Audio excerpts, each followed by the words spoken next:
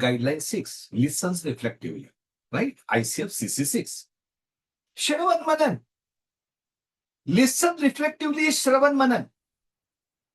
Listen reflectively means listening from the client's perspective, not listening from your perspective. You are a different person with different biases, different worldviews, different memories, different intellect. You don't have to listen from your perspective. You have to listen from the client perspective. That is the skill.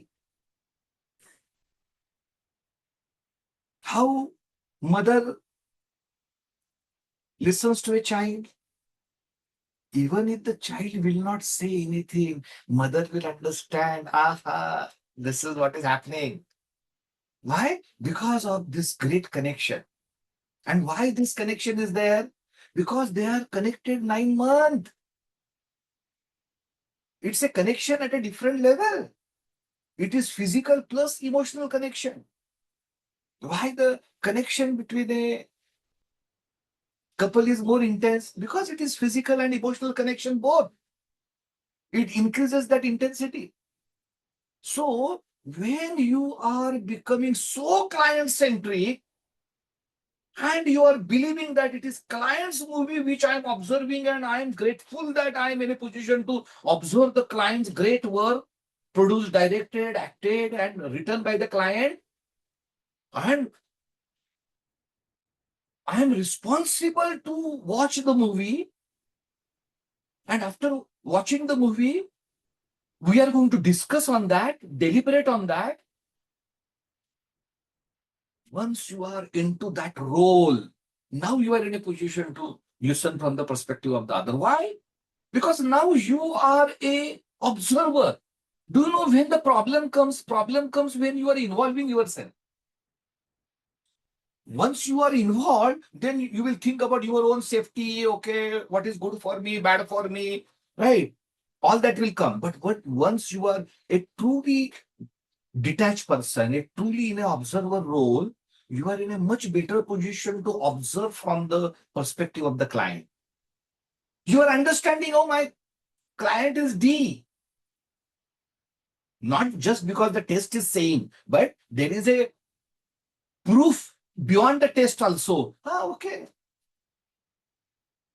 As a D person, client is very upfront, very straightforward. I understand. Not necessary. That is my preferred communication way, but I understand that it is my client's preferred communication way. Okay, my client is C. So he is talking too much logic, too much rational data, proofs, analytics. So my client is S. So yeah, he's more emotional, empathetic. Yeah, my client is I, right? He is social, he is influential.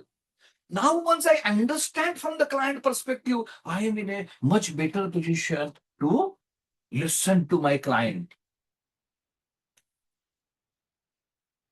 You have to succinctly summarize. Why? Because 80-20 rule. If the client is saying 1 page, you have to summarize it into 2-3 lines. Client is saying 10 lines, you should be in a position to summarize it, the meaning of what client is saying in 2 lines. Then only 80-20 is possible.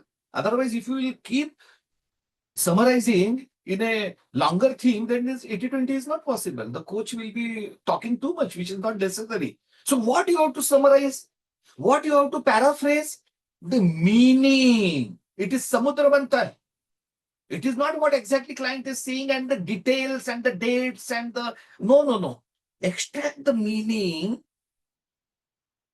And while extracting the meaning, if the client is focusing on 1 or 2 keywords, only use those keywords, 1 or 2 in the paraphrasing.